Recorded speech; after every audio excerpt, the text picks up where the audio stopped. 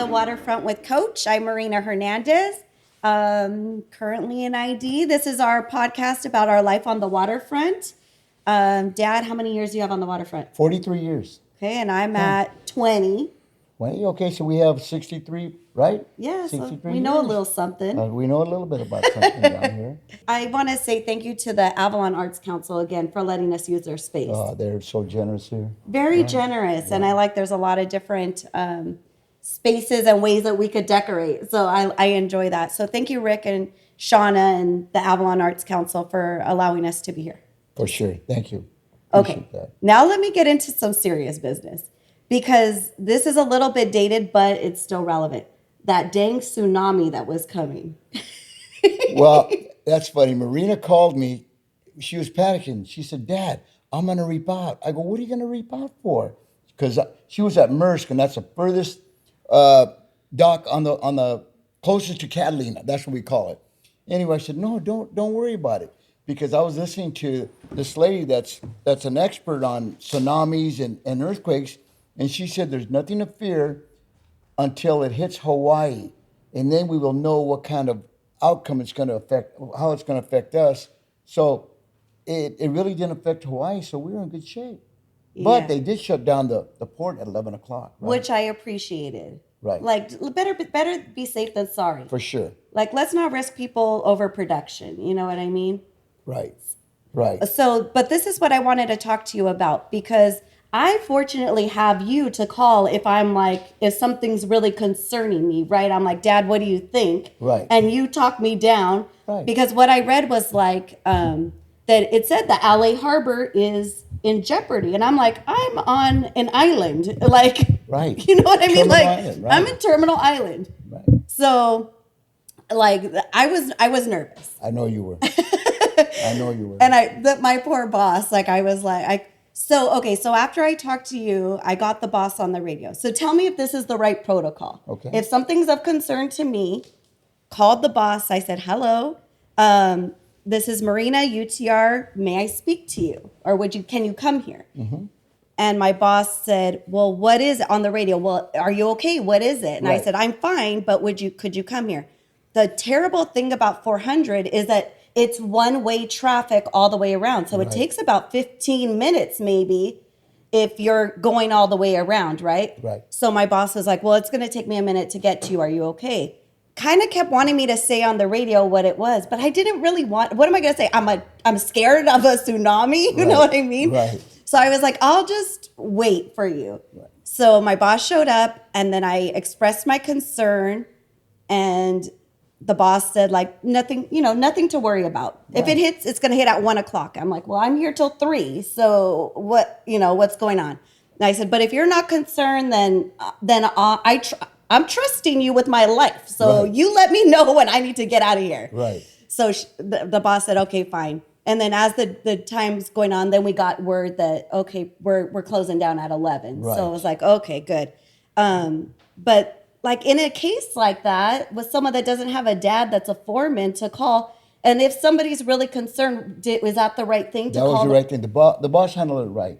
He really did. There was really, the earthquake happened in Russia, right? Isn't that where it happened, in Russia? So I was following the news, and in the news, if it was alarming, they would just break into that and just show that. But they were showing all kinds of other stuff. And then the lady came on, and she said, don't worry.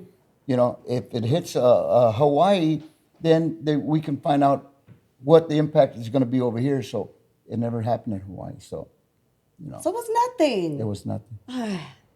This is why. There was another situation just recently where people were gotten alarm for something. I can't recall what it was for.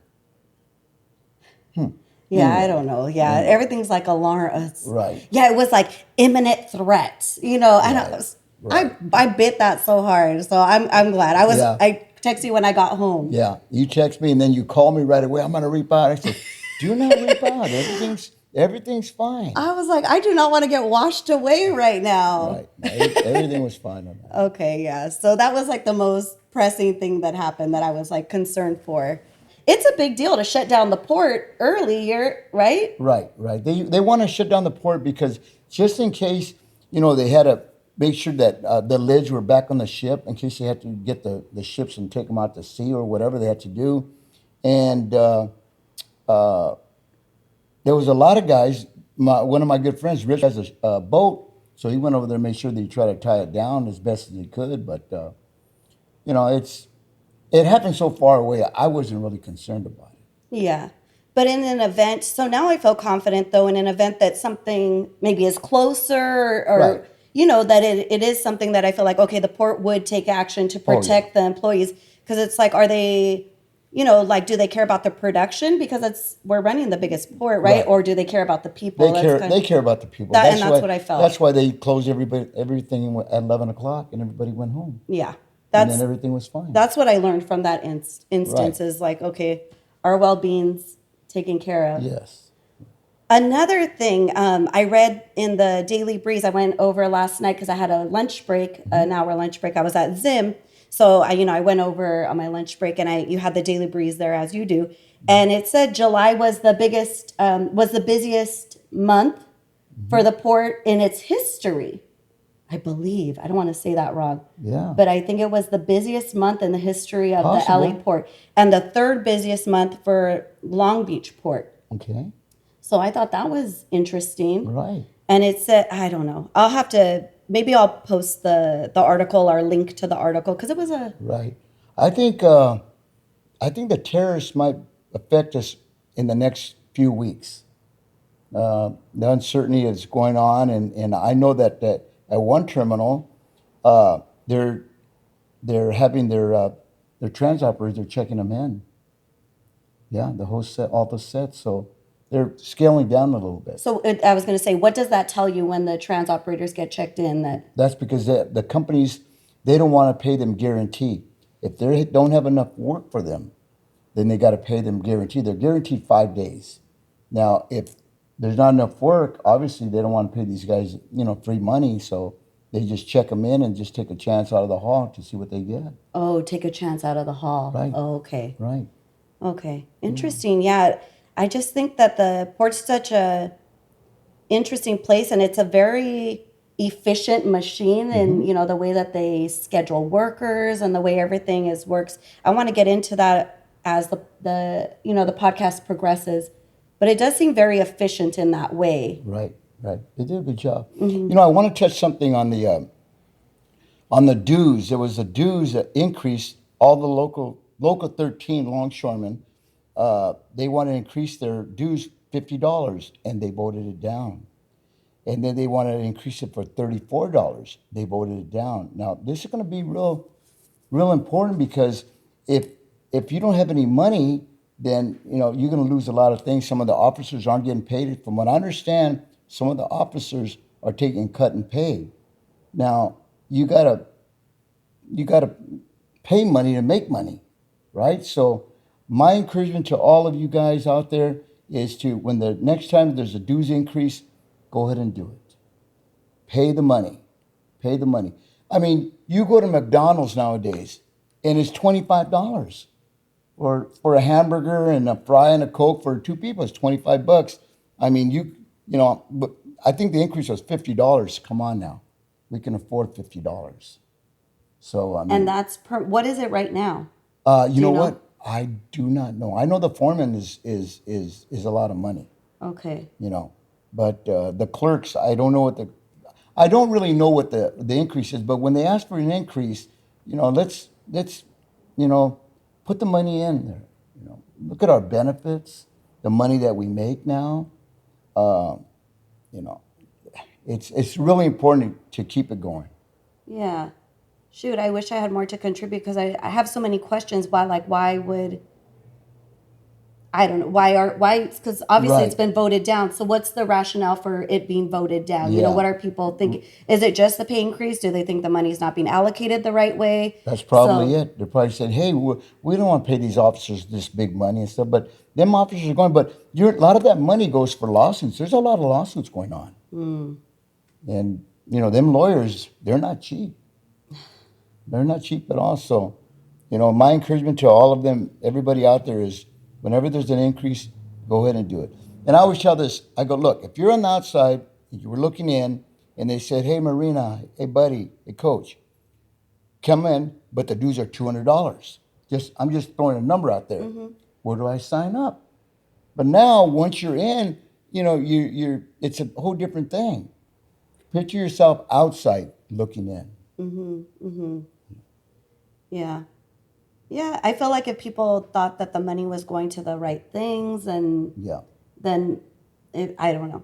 Yeah, I know that some of the Bloody Thursdays they were canceled. A lot of stuff was canceled. Yeah. So no Well, good. we'll be following, I guess, that progress Yeah. to find out what's going on. But your recommendation is just pay it. Just pay it. Just go ahead and pay it.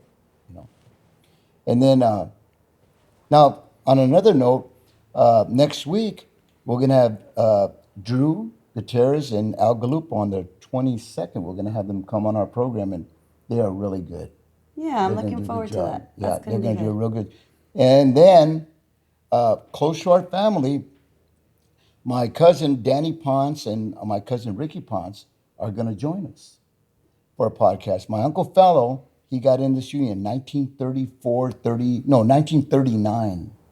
He was a longshoreman for 70 years. Wow. Yeah. So Danny and Ricky, they've got a lot of experience. At that time, it was sponsorship. So my uncle Fellow sponsored Danny, and a guy named Gorgie Gomez sponsored Ricky. But they'll go through all that and stuff, and it's going to be really interesting. Cool. You know, a family that's been down here for generations. And that's what I'm noticing. People that have spoken to me have said that they really like the history part of it. So, and I do too. Oh yeah. I enjoy learning about what it was like and how it's progressed. Well, Danny and Ricky are gonna. That'll be cool. They're gonna come on the show here, and they're gonna knock it out of the park. Nice. That'll be cool. Okay, so let's move on to our next segment. Dun, dun, dun, dun, dun. The music segment. Okay, we got Buddy. Yeah, your favorite curly-haired cutie. Oh my gosh. Yeah, I just wanted to use the time, our platform, to point out something that I think would be interesting or useful for our community. Los Angeles County recently this year started the Community Strengths and Needs Assessment through their Safe Clean Water program. Now, what this basically is an online form that any member of LA County can go ahead, or any citizen of LA County, any person, can go ahead and just make your voice known about things that you want to see done in your area, whether it be, adding more lights to maybe a public park to make it safer, new basketball courts, playgrounds, places that we can beautify using our taxpayer dollars.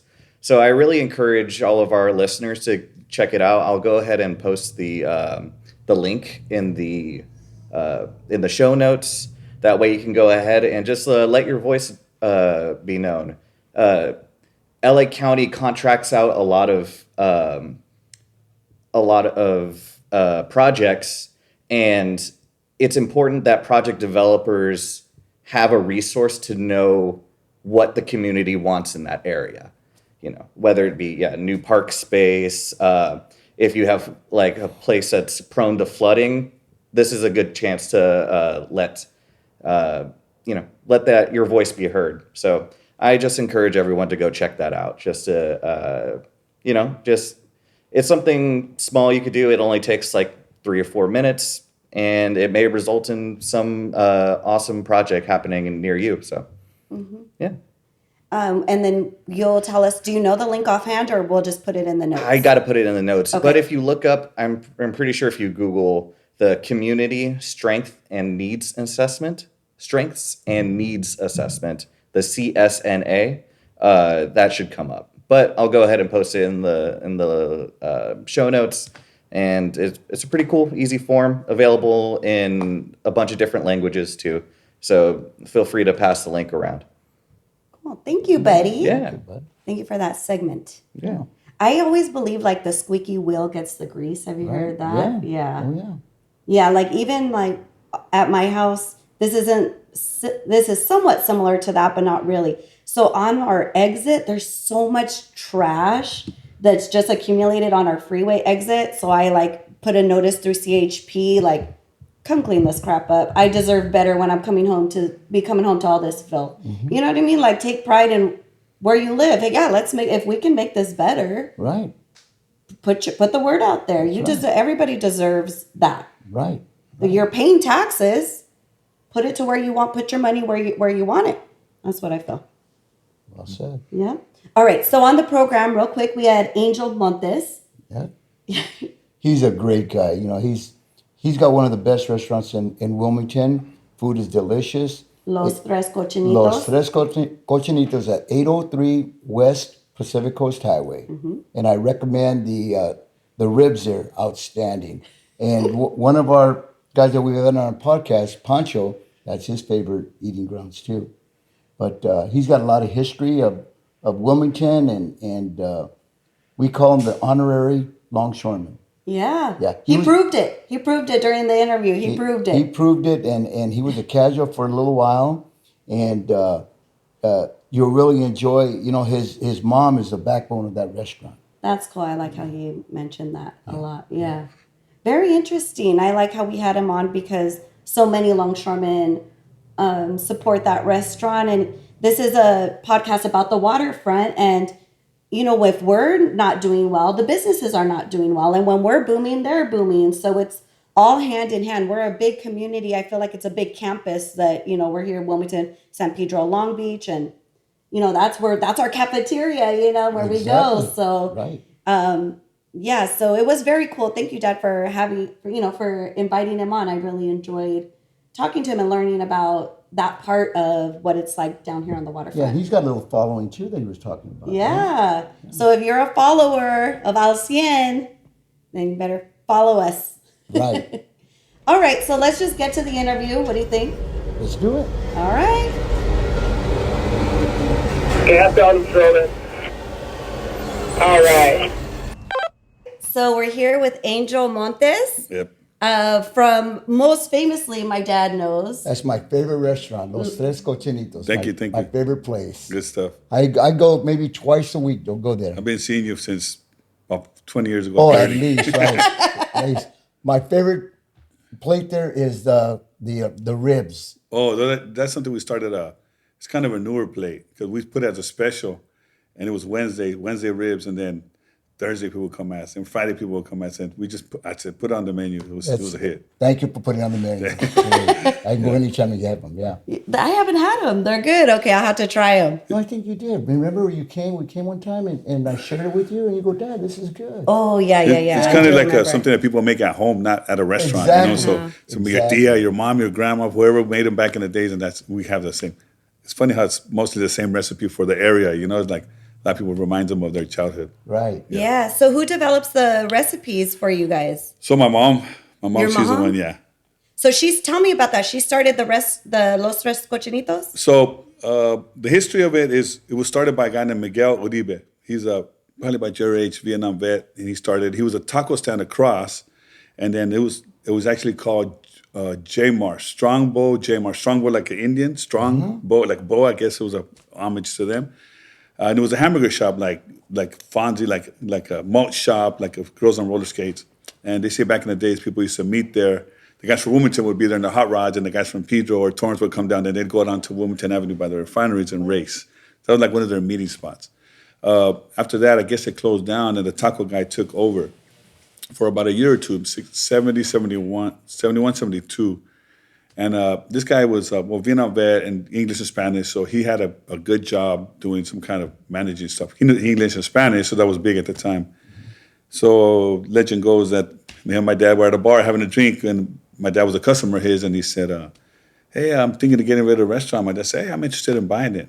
So funny story, he borrowed money from my uncle that was a Vietnam vet. My dad's he was from Mexico, but my uncle was born here. Mm-hmm. And he said, you're my partner. My uncle never want anything to do with the restaurant. So shortly after that, I remember my mom meeting the owner, Miguel. And then for 2 weeks, he worked with her. And I was tagging along because I was like 4 years old, 4 or 5. Taught her how to cook everything they had. It was a small menu back then. Taught her how to buy everything, where to buy everything, and do the stuff. And in 2 weeks, she took over. My dad had a job. Then he quit and started working, and just got bigger and bigger from there. How cool. So it started as that little, Dad, do you remember that? I don't remember that when you're talking right now. I've been in Wilmington all my life, and I don't remember that. That I stand. have a Stand. picture on my phone that I can share with you guys later. Maybe you guys Share can it. post it of it's like a flyer of it. And it has Yes. actual, like a cartoon of the restaurant that has a hamburger with a guy head coming out. It's kind of weird, but yeah, that's what it was. Do you remember like at least hot rodding and like I remember that was like hot a rodding. Wilmington Yeah, thing? I remember that, but I don't recall that restaurant being there. Yeah. I just It was- remember that you guys started there and it was just like a counter. Yeah.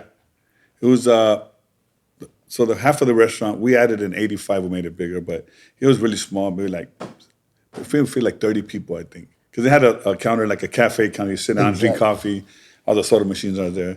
But I remember going there when we barely got it, they had all the stuff for the syrups and the ice cream and the soda machines, like the Coke, you put the Coke in, you know what I mean? How cool. It was kind of weird like that, yeah, old school.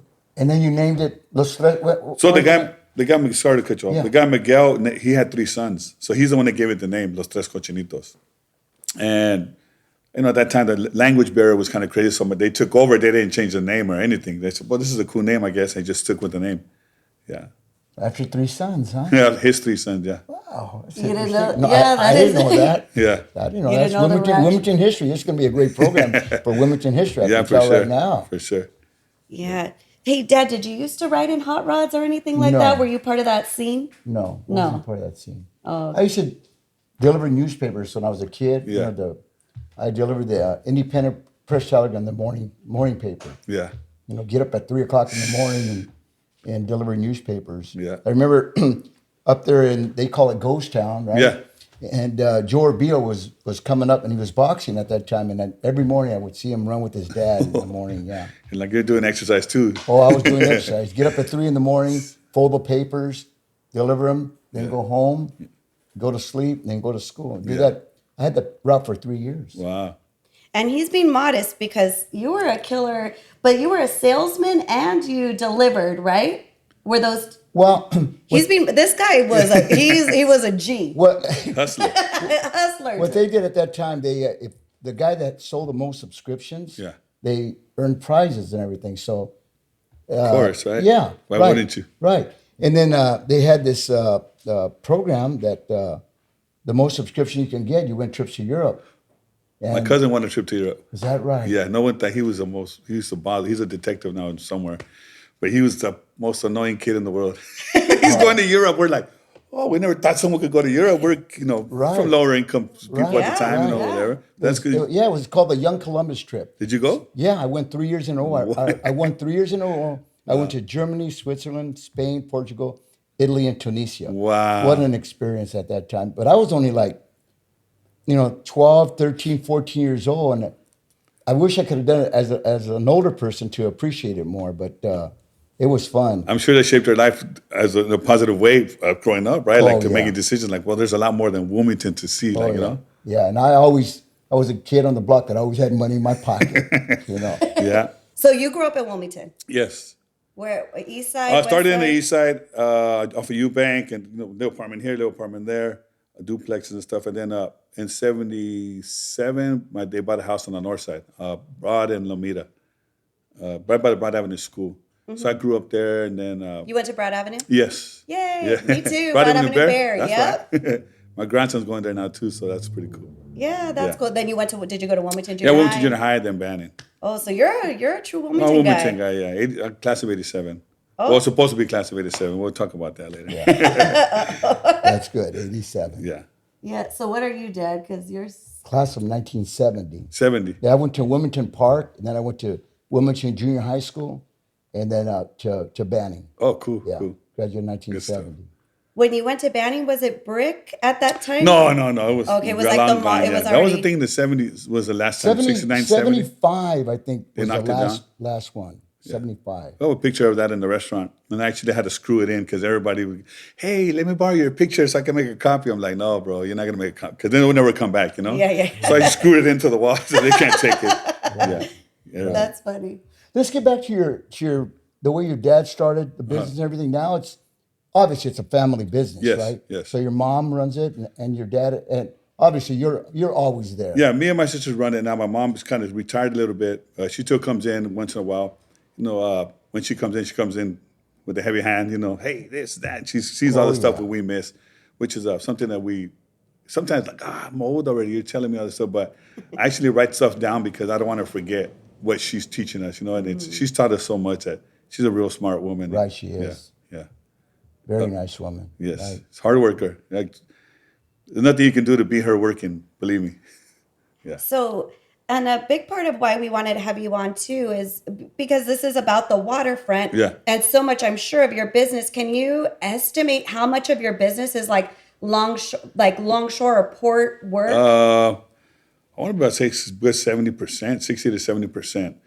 Before it used to be a lot more, but a lot of the guys move out of the city, and we still have the OGs, and the OGs before him that I know, like back in the day, Rudy Perez, old crane operator, Cardine. A lot of the OG that the older guys will know, like they were there every morning. I hear all the stories. I hear all the jokes, all this funny stuff, and they help you learn to live, and they were mostly all in the war back in the days too. So we talk about that, and a lot of the guys still come. And the good thing is that we're open 24 hours. So back then the hoot shift would come, or they still come, and they're going to work. Sometimes I guess they have this tradition where someone has to buy burritos for the whole building or the whole mechanics or whoever they're.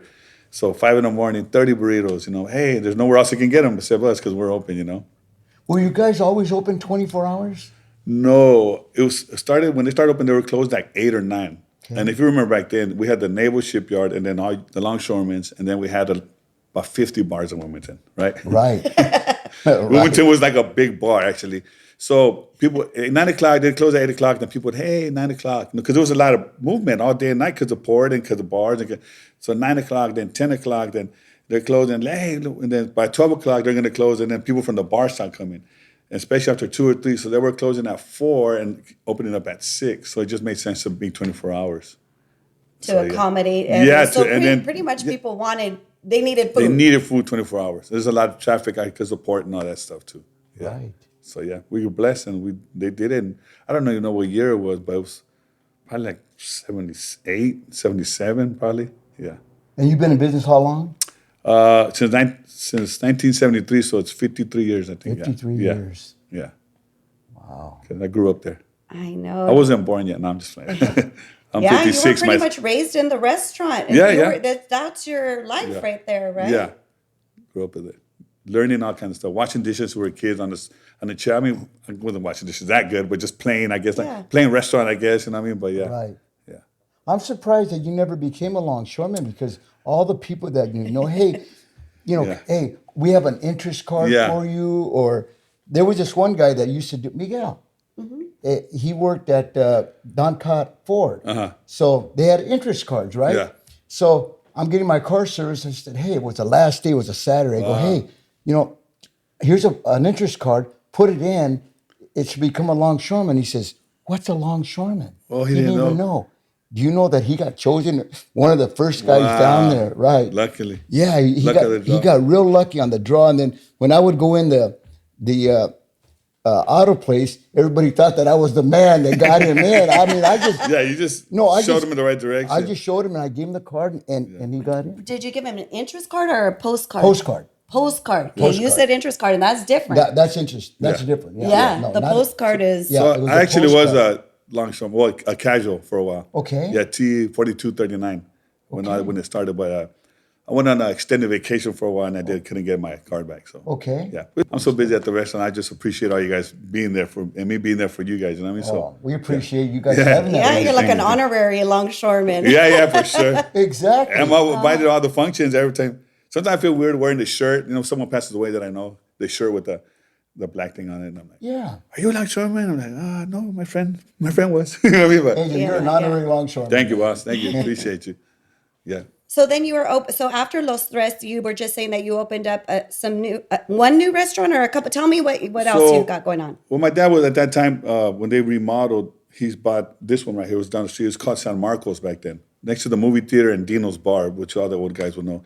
And that's because he had to shut down for like 6 months to a year while they made it bigger. They had a second story. They made it so much bigger.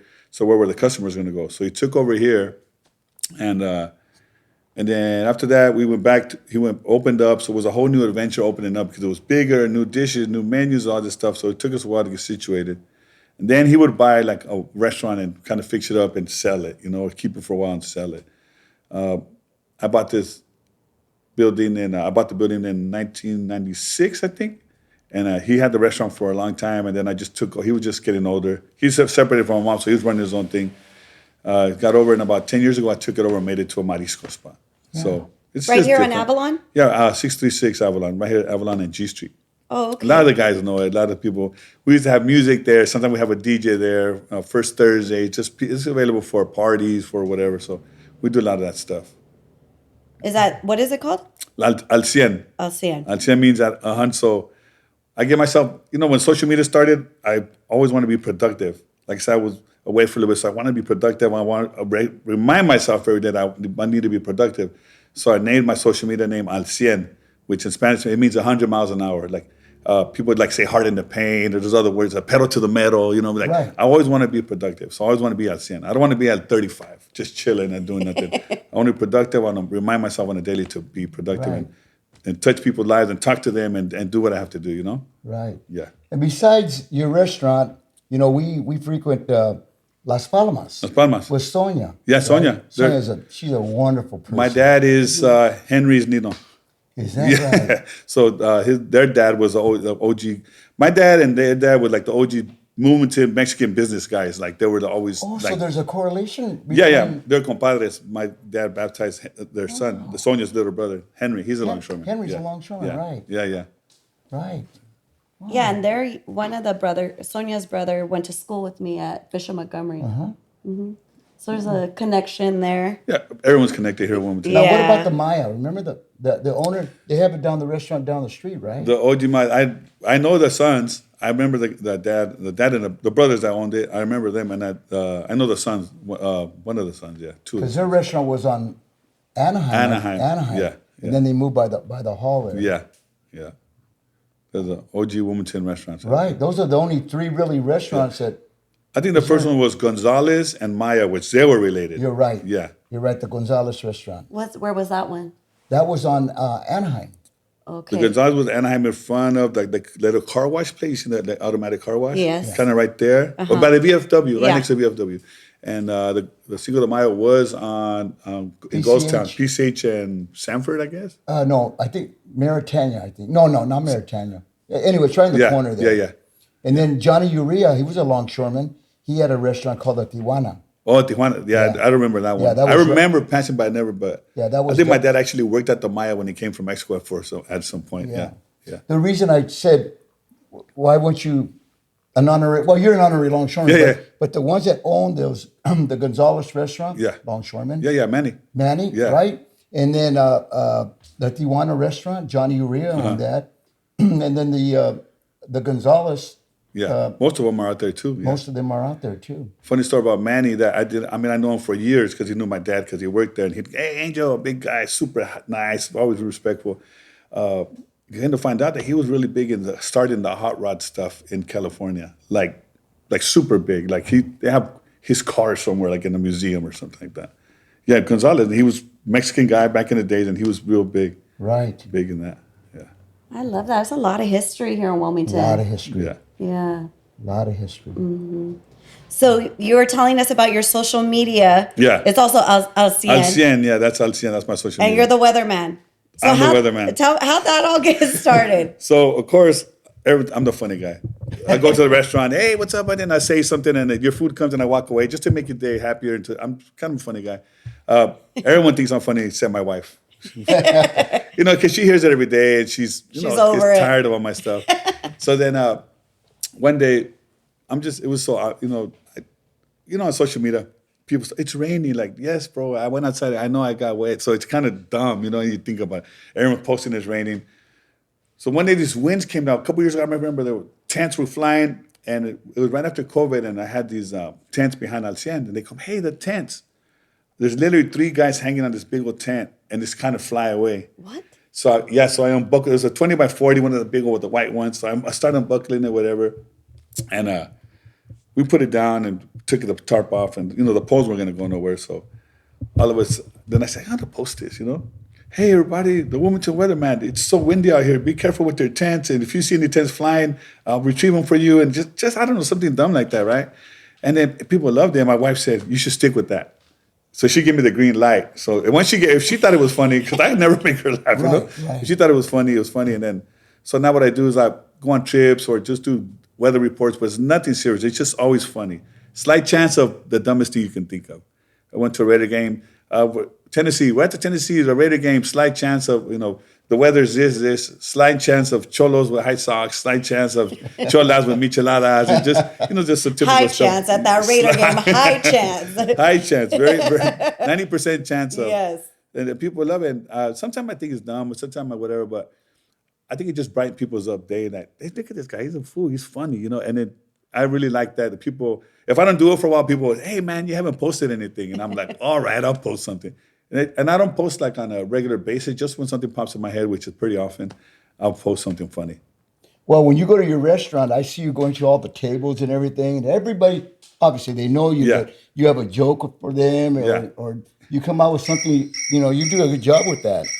I think that's important. Is that you got to get? Okay. So we allowed him to have his phone on because as a boss, you get called for. Oh, you're still out there? Yeah. I thought you Yeah. were retired for some reason. No, No, so- Oh, no, yeah. No, take it. So if he has to answer it, we got to he's keep the gotta port get his moving, jo- bro. Yeah, you got to gotta keep keep doing what it you got to going, do. right? That's Yeah, right. so I got to make some money to go. Yeah, that's perfect. Yeah, for sure. I'm trying to go on another vacation, bro. So I order, bring your daughter, bring them too. I'll bring the whole family. Touching back on what you said, I think it's important.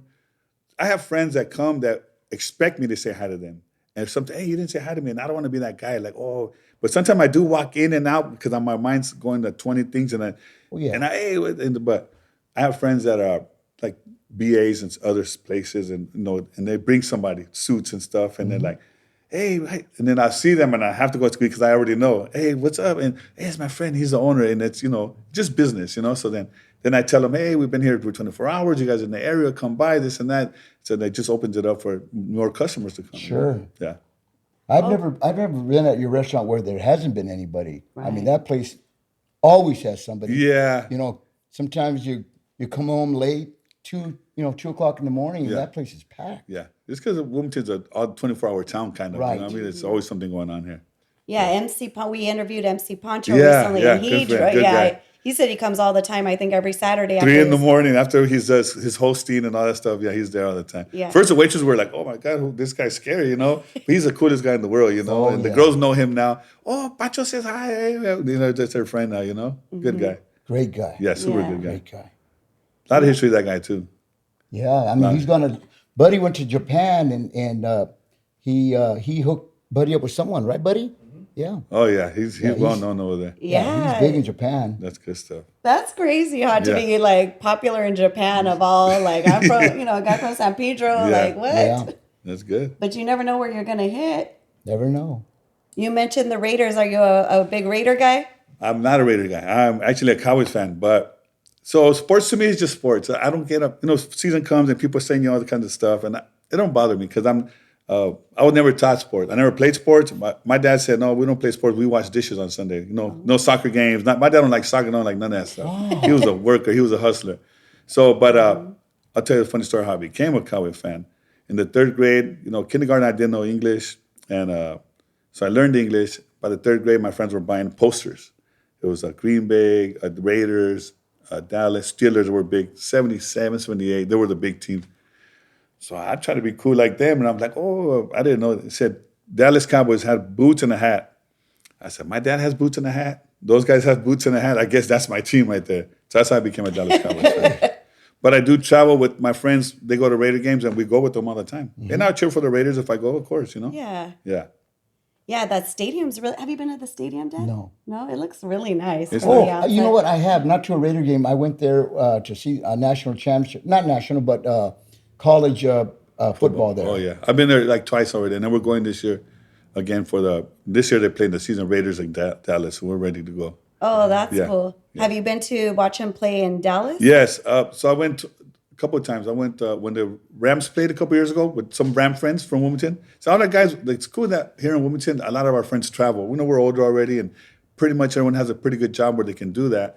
So every time we go over, it's 20 people minimum at least. And there's another group of 10, another 5, and then we just all meet up. But I went with my Ram fans about 4 or 5 years ago. Then a couple of years later, we went with the Raider fans.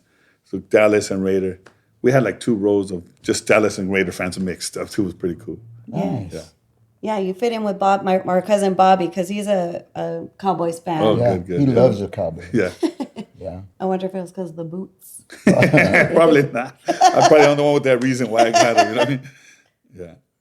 So, do you have other plans for like the restaurant, or what do you see for the future? I don't know. So right now it's kind of a hard time with all this immigration stuff. People are scared to come out. Just the people that are not immigrating and stuff. So it's been a little slow. Like you said, there's always people there, but not like before. A lot of competition, a lot of stuff coming in. So pretty much just try to streamline and make everything easier. I have 2 sisters that are helping me. They have a different vision than me. So we try to meet in the middle and, just secure everything and make sure everything's good. We're always on top of the food. We're always on top of the waitresses. I mean, I've been in the restaurant business so long that I take my wife to eat, and we could be at California Pizza Kitchen or something, and I'm like looking, and she's like, "What are you looking at?" Like, they need more soda.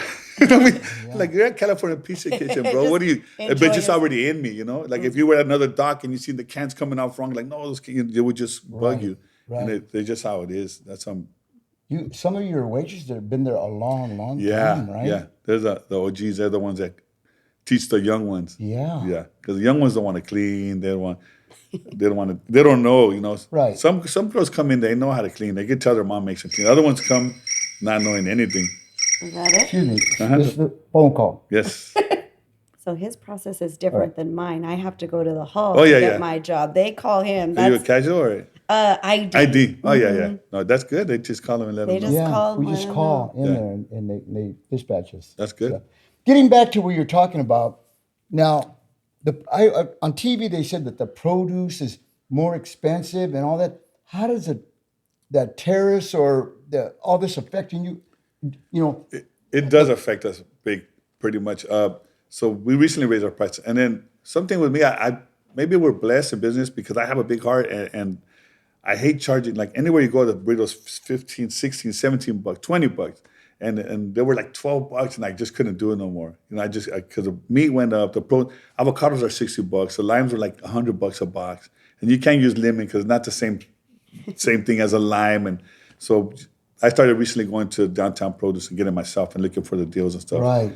We raised our prices a little bit, but just was normal, nothing. Right, right. A guacamole in Long Beach would cost you $10.50, $13, and over here it's like $8.50. Right. Because I can't charge my people $10-15 for guacamole. Of you We're all guys should- working class right. people. Everybody here should pay attention to that. Oh, yeah, yeah. You're going to get quality food Yeah. at your restaurant Yeah. at a reasonable price. There's a couple places that the burritos, you're right, 17, 18 Yeah. dollars for Yeah. a burrito. Well, it must be hard for a business owner because you either have to compromise the quality or the cost.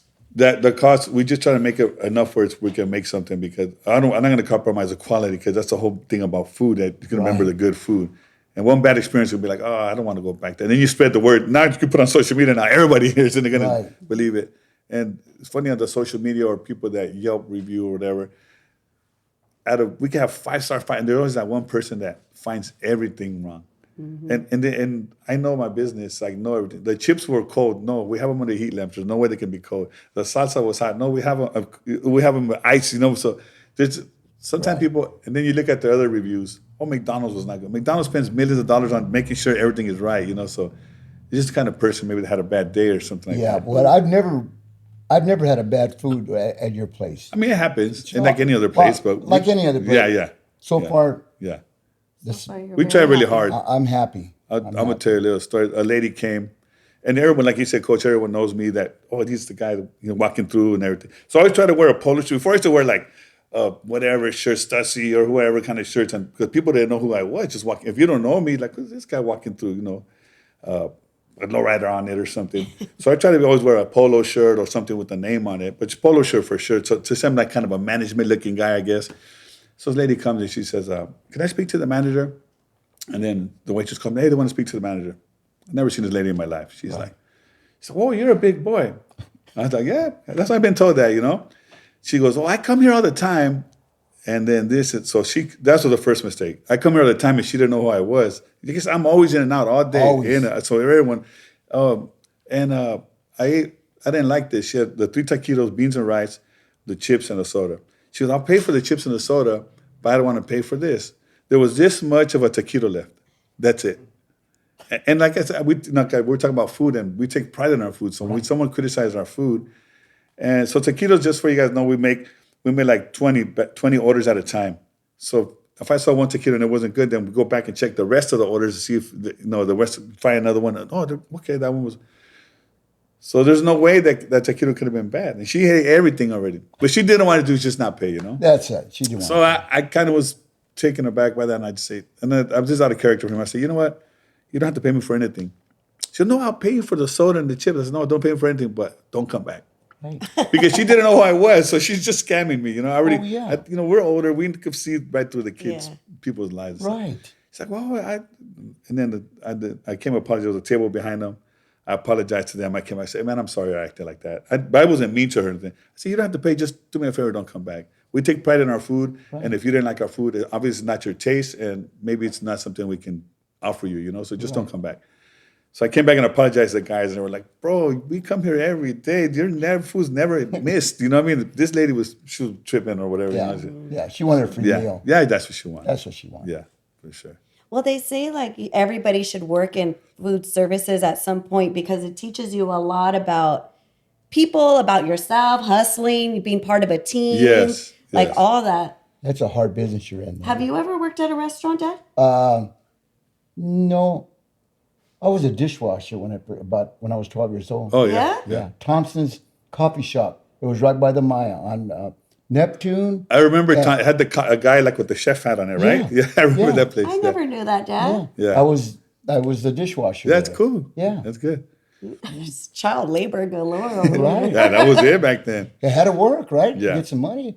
And then, like I mentioned before on the podcast, I used to shine shoes, go to Longshoreman's Hall, and go. I would hit like all the bars, like Andy was talking about, all kinds of bars. Go in the bars, shine the shoes and everything. Yeah. You would go in the bars and yeah. offer the. Yeah. You weren't nervous or like? No. Yeah. No, it was normal. It was different then. No, yeah. It's a lot dangerous now. I wouldn't have Marina or Bernie or anybody do that now. It was all back different in- breed of people back in the then, too. days- More respectful, more everything. Oh, yeah. Back in the days, at night when it was real hot, people would leave their doors open. Yeah. Just the screen, lock the screen, but the door was open. Yeah. It's different, but Angel, you've been down here a long time. Yeah, like you said about the kids, touching back on the family. So we hire a lot of young kids, like out of high school. Sometimes, hey, my son needs a job, or one of the customers, hey, and a lot of the young 15, 16-year-old, when they get their work permit, they'll come and they'll start as bus girls, cleaning tables. And I'm just proud to say that a lot of our girls have come a long way. Like one became a pilot, the other one become nurses, become all this stuff, and then I just think we have something to do with it because they learn to talk to people. Like me, if I was out of a job, I could go talk someone's ear out. And these girls too, because first, one of my nieces, she started it. She was like, and all of a sudden I heard, Tres Cochinitos, how can I help you? And how you doing, sir? And I was like, what?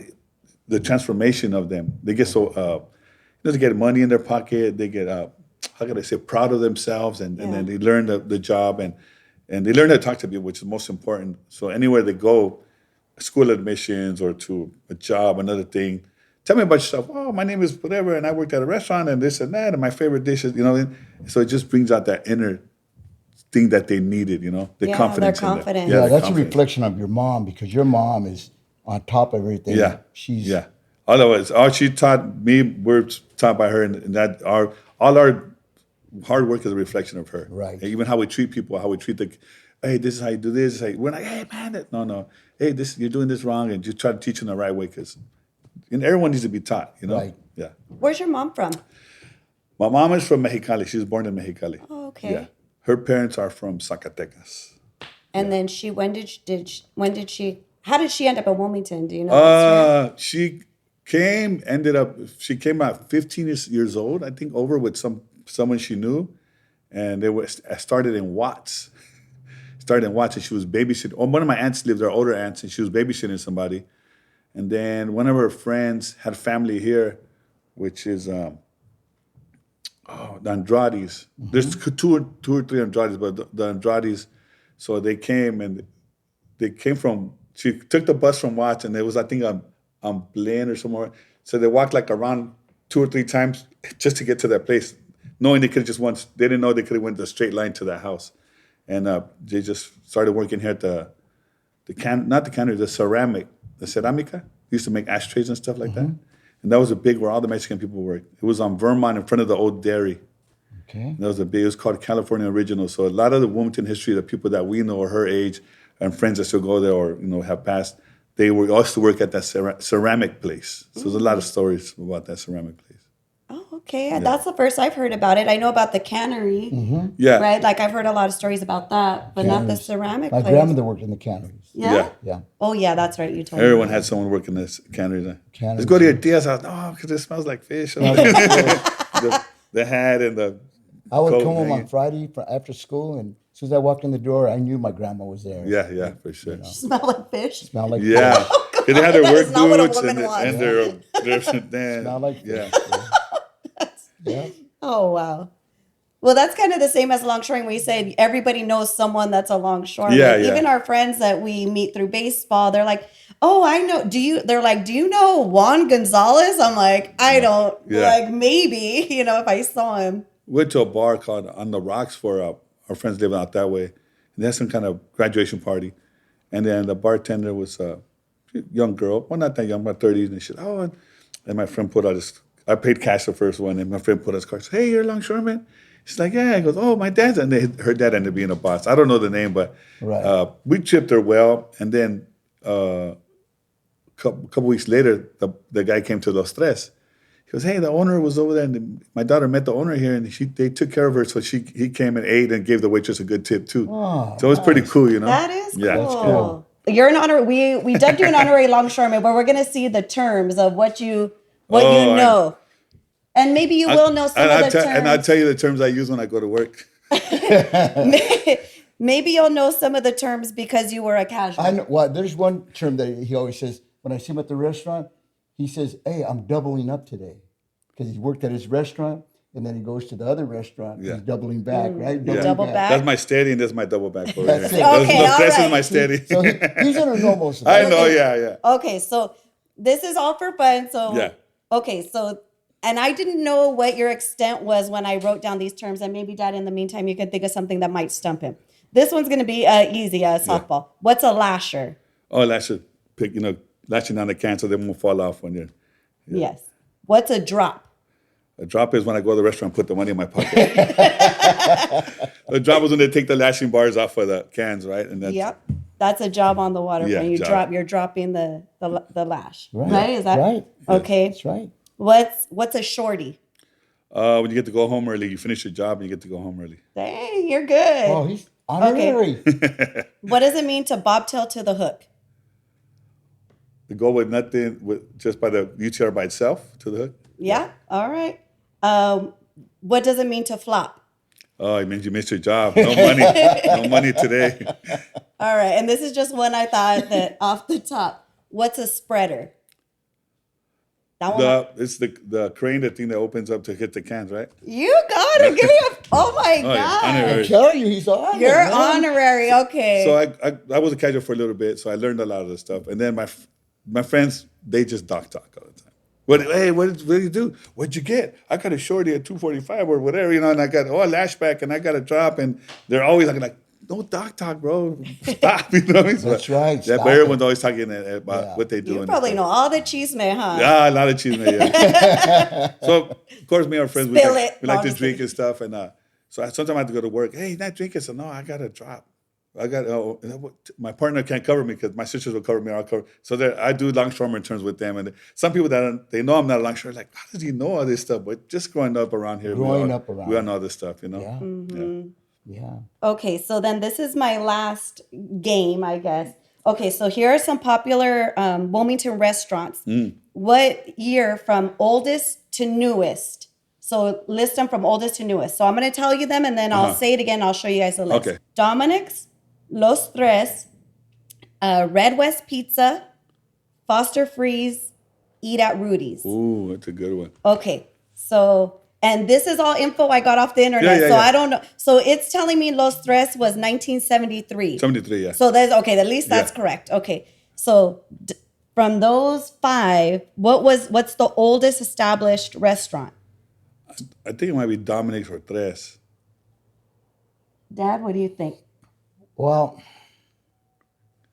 Okay, I have Dominic's, Los Tres, Red West, Foster Freeze, Eat at Rudy's. okay, Eat at Rudy's. Now, Eat at Rudy's wasn't Eat at It was Rudy's. Bonanza or something. Bonanza. Right? Yeah. It was called Bonanza, but before that, it was a steakhouse, Like a Sizzler? or like a something? Sizzler. Yeah. Oh, So, Eat at Rudy's. Eat at Rudy's, okay. I would say Dominic's, Los Tres, Foster's, Red West, and Eat at Rudy's.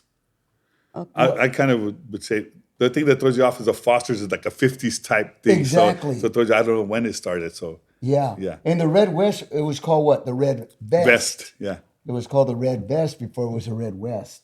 What did you get? Yeah. What are the? Okay, so 1946, Oh. the oldest, Foster Freeze, Oh, yeah. 1946. 50s, yeah. Yeah.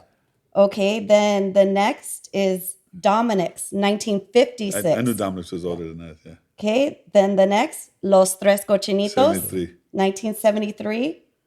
Red West, 1978. That's it. And then Eat at Rudy's, 1989. We were almost done. Yeah, almost. Almost. And yeah, you were like thinking that Foster's Yeah. Freeze. After it said Foster Freeze, he was right in the 50s. That's what I was going to say, Foster Freeze. Mm-hmm. Yeah.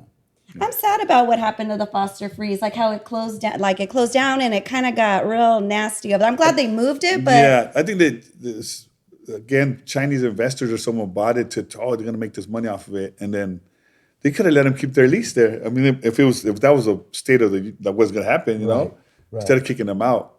We go to the other place all the time. The guys all happy to see us all the Yeah, time. we go there too. Yeah, you do. Yeah. I haven't been there since. we always want to go on a Monday and it's closed. Me and my wife eat out a lot, so Monday we're coming back from ice cream. Oh, it's closed this Monday, so we always forget it's closed Monday is Monday. closed. Yeah. So you mentioned earlier, I just want to ask a couple questions about like being a restaurateur. So you talked about you going to go get the produce. So do you go, like, tell me about that. How do you source your food? So a lot of times, it got a while back. I was kind of busy, so I'd always have people bring stuff. Like the meat we order, I'm always fighting prices. Oh, what's the meat? This $4.49. This is $4.80 something. What can I order from this guy today? So I'm always. At first, we just used to order from anybody, but as time, I started getting wiser and getting advice from people. Don't just use one vendor. I had an insurance guy. Some old Japanese man came, Hawaiian Japanese guy, super cool guy. He said, "Hey, I want to change your insurance." I said, "No, this guy's like my family. He'll just show me your stuff and see what you got." So he showed me. He's like, "Hey, your family's ripping you off. Like your building's only worth insured for this." From that point, I started like, okay, who's cheaper, this and that. Right. I had these produce guys bringing me produce, and then so I go to Restaurant Depot. We get a lot of stuff sourced in, and we still go to the store like twice a week. Restaurant Depot and Smart and Finals. Someone that's seen something that costs $25, like I said, it goes up and down, and he bought them for $65. And instead of bringing me one like he usually brings, he brought me 3 of them in 1 week. So I'm like, bro, you're ripping me out. That's $40. That's $120, you know. So now I just go to downtown, and you're not gonna fight the prices, or they're gonna give you that. So I go Saturdays, and Tuesdays out there and get my There's own like produce. a produce district. Yeah, the whole there? central market, like a whole central market, and there's everything. If you want to buy dragon fruits, you want to buy cactus pertunas, you want to nopales already peeled, anything you want to buy, but it's by the case though. Oh, okay. So I just kind of call it in, and then some stuff I look. Tomatoes are cheaper somewhere else. I go to the tomato guy. The avocado guy's cheaper. So there's a couple of things that Right. Interesting. Yeah. Oh, that's really cool. And then you also mentioned, you kind of just dropped it, that something about competition, that you have competition coming up, when you're talking about how you and your sisters have different ways of, different ideas, but you guys, Yeah, one of my sisters. I mean, we go eat a lot, and we're always. It's funny that every time we go, we're looking and like what's new. Yeah. Like, oh, these cups are nice, or it's always different ideas because. Yeah. So our restaurant was started by my mom and dad. They didn't know English. They got lucky and they hit. Their food was good, and so my dad was the guy. They used to go travel around, and he'll eat somewhere, and he'll come tell mom, "Hey, I want to eat. I want you to make this." Mom was like, "Well, what is it? I'm stuck in the kitchen here cooking. I don't even know what it is." So my mom, a lot of the recipes came from her. So now what we do is when we go eat somewhere, we try to see what they're doing or what they're using or what, just different ideas because they have professionals that do that. We're not professional. We just stuck our foot in and stuck with it and stuck with it and stuck with it, and we're actually doing okay. So we try to, after all their training, we try to see what works for them. There's a lot of things that we learned from other restaurants. And like, mangoneada, we didn't know what that was. We went to a restaurant, my sister, hey, this looks good. It's a mango margarita with chamoy and then chili, and it looks good. And like, we can make that. And then we started making it. And it's just stuff like that you learn by going places, Mm-hmm. Yeah. Okay. Oh, that's really cool. Yeah. Yeah. And your restaurant's unique because you can serve alcohol, right? Yeah, Like, only till 2 o'clock like anybody else. Yeah, Right. not 24 hours. Yeah, Right. The story behind that. So my mom and dad got divorced a while back. He bought a nightclub in Bellflower, and Bellflower is a really weird city. They're kind of against, I don't want to say racist, but they're just a different. The whole city council, not I'm going to say the whole city, but the city council was just different. So they gave my dad a hard time. Hey, you need to do this, and he'd fix it. You need to do this. So they finally found a way to shut him down. So he had that liquor license. So it's just hard to get. Right. So then we ended up buying it from him. So we had to get a lawyer to put it. It's hard to get a liquor license. It's not that easy. It's just super hard. That's what I'm saying. Yeah. So we were blessed to have the right people, a lawyer to come and put it in and get the permits and all that stuff. And we ran with it, yeah. Oh, Yeah. boy. Everyone loves a margarita with their food, especially the women, course. Exactly. Exactly. So that's Yeah, something that is spe- something that's special. special there. But we don't do like happy hours or something like that. We don't want people to get in trouble. People do there sometimes and get a little tipsy, whatever. But it's not something we encourage. Like happy hours, $2 margaritas. Nah, we just come and eat and drink a margarita or a beer or two, and then Right. yeah, Right. keep it respectful. For sure. Yeah. Well, thank you so much, Angel, for coming on the Oh, program. thank you so much. I feel like I learned a lot, don't you? learned a lot. I like this was like an episode with like a lot of history and Yeah, you shed a little light on what it's like to be a restaurateur and owning Yeah. a business, a successful business for a long time. yeah. Thank you. Yeah. It's a lot of hard work, but it's the benefit of seeing people smile or when they come to, that was great, that was good, and I'm sleepy now because once people are sleepy, their food is good, right? But it makes you feel good that all the hard work pays off. Yeah, I encourage everybody out there to patronize Cochinitos and Angel's business. You won't go wrong. Get the ribs. You get the ribs. Believe me, Well, if you was to tell someone to come and they said, what's your top? What do you? I recommend the ribs all the time just because it's something you can't buy it at most restaurants. Our chile verde is really good. And for the kids out there, we have chile verde fries, which my son kind of came up with. We all grew up on Tommy's chili fries. So one day he wanted Tommy's and he didn't have money, so he came to Grandma's restaurant. And he made his own fries with beans and cheese and put chile verde and put carne asada on top. And I was like, "What are you eating, bro?" He's like, "Chile verde fries." I'm like, and I tried them and they're so good. Yeah. Yeah. You're like So now adding to that's them. one of everyone's favorite right now. All the kids and even the older people, they like them. Do you get a lot of kids from Banning coming after school? Sometimes not really, but I'm really involved with the community. So when it's football season, someone sponsors the food. Like I sponsor one dinner before the Thursday before the game, and then someone will pay for it. And so I feel a lot of times they gave me to do it. But the good thing is like last time I took them wet burrito, something that it's big for football players, So after I took them that, a lot of the kids maybe don't have the money to go or don't have they don't eat out. Maybe their mom cooks all the time, so they don't eat out like that. But it was real. I made me real happy and proud that these kids came after the football game. And they said, "Hey, what's those burritos you gave us? What was that?" I'm like, "Oh, it's a wet burrito, this one." So they came back after tasting the food and it made 2 new customers. So that's part of the business, Right. Yeah. All right. Well, thank you again for coming on the program. Thank you. Thank you guys for inviting me. And Thank you, I'm Angel. gonna get you a lot of views on this one, Coach. Thank you. I'm gonna blow up the coach right here. That's right. And no early goals for you guys, all right? Stop asking them. All right. Thanks. Thank you.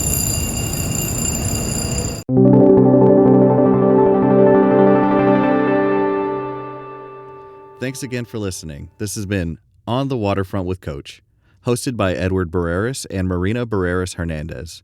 Production and engineering by me, Buddy Barreras, and recorded in collaboration with the Avalon Arts and Cultural Alliance. Proudly made in the heart of the harbor, Wilmington, California.